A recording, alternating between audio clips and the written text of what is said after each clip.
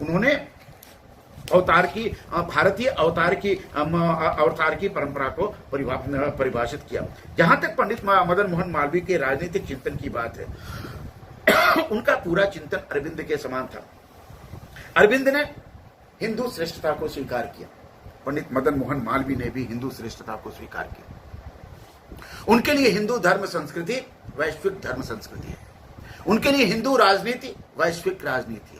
उन्होंने हिंदू श्रेष्ठता को इस आधार पर कहा कि जो लोग भारत के लोगों को अनपढ़, गंवार और कूपमंडूक मानते हैं वो भ्रम में रहते हैं, जबकि भारतीय ऋषियों ने विश्व को वेद दिए, पुराण दिए, उपनिषद दिए, न जाने कितने ग्रंथ दिए, कितने मूल्य दिए, और वो सारे के सारे मूल्य किसी व्यक्ति को का शोषण का प्रतीक नहीं है। ये सारे के सारे मूल्य मानवीय है, वैश्विक है और मानवता के कल्याण के लिए। मालवीय जी का यह विश्वास अटूट था। उन्होंने हिंदू चेतना के आधारभूत नैतिक सिद्धांतों को स्वीकार किया, और जो भी चीज आधारभूत हिंदू नैतिक सिद्धांतों के प्रतिकूल होता था, मालवीय जी उसको अस्वीकार कर देते थे। इसलिए काशी हिंदू विश्वविद्यालय में एक समय उन्होंने गीता के विद्यार्थियों को गीता की पढ़ाई को अनिवार्य बनाया था, क्योंकि वो कर्मवाद के प्रतीक थे, कर्म फल को मानते थे, कर्म को मानते थे, और उनका विश्वास था कि काशी हिंदू विश्वविद्यालय के छात्रों को गीता का ज्ञान होना चाहिए, ताकि उन्हें कर्म का ज्ञान हो, कर्मशील बने। बिना कर्मशील बने राष्ट्र का निर्माण नहीं हो सकता। पंडित मदन मोहन मालवीय का राजनीतिक चिंतन पर धर्म का प्रभाव था। मालवीय जी के समस्त राजनीतिक चिंतन हिंदू धर्म दर्शन पर आधारित है। उसमें सात्विकता है, राष्ट्र का संयम है, सदाचार है, श्रद्धा का संसर्ग है, गौरव है, और गौरव है, घृणा का अभाव है, अविश्वास का अभाव है, विषमता का अभाव है। वो समावेशी राजनीतिक चिंतन को आगे बढ़ाते हैं। उनके लिए दलित नहीं है, उनके लिए दलित मानव है। इसलिए उन्होंने दलितोद्धार का कार्यक्रम काशी में किया। पंडित मदन मोहन मालवीय का जो धर्म दर्शन है वो सांप्रदायिक नहीं है, वो मानवीय है, वो व्यापक, सर्वव्यापक है, विराट है। प्रकृति से उसका संबंध है, व्यक्ति की मूलता से उसका संबंध है। पंडित मदन मोहन मालवीय ने सांप्रदायिक दिल से कभी अपनी बात नहीं की।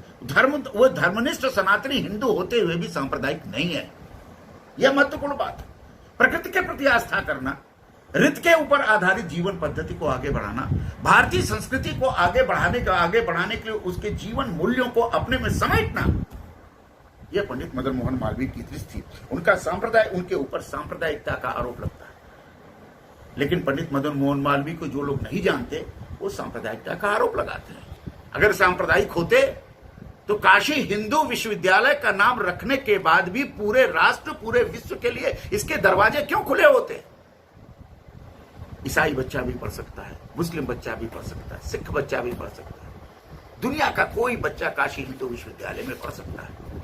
इतना बड़ा उदार भावना, यह धर्म की व्यापकता का असर है। हिंदू धर्म सांप्रदायिक नहीं है, हिंदू धर्म विराट है, हिंदू धर्म मानवीयता से ओतप्रोत है। हिंदू धर्म को समझने के लिए, हिंदू कर्मकांड को समझने के लिए किसी की संकीर्ण दृष्टि की आवश्यकता नहीं होती। जब तक आपकी दृष्टि व्यापक नहीं होगी तब तक आप हिंदू धर्म को, हिंदू संस्कार को समझ नहीं पाएंगे, क्योंकि हिंदू धर्म शुभाकांक्षा का प्रतीक है। हिंदू धर्म राष्ट्रवाद की उस मूलता का प्रतीक है जिस राष्ट्र में पूरी मानवीयता समाज है।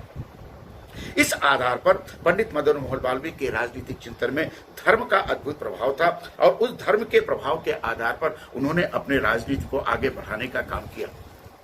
राजनीतिक चिंतन को उन्होंने आधार दिया। उन्होंने स्पष्ट कहा कि धर्म वह ऐसी किसी राष्ट्रवादी मान्यता को स्वीकार करने के में समर्थक अनुभव नहीं करते थे जिसमें हिंदू धर्म के आदर्शों को गौण स्थान था।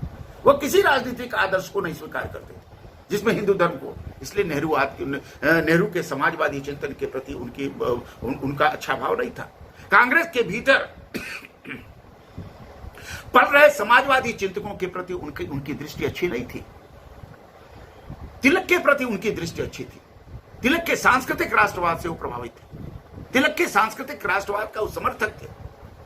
एक तरह से वो उग्र भी थे, एक तरह से वो उदार भी थे।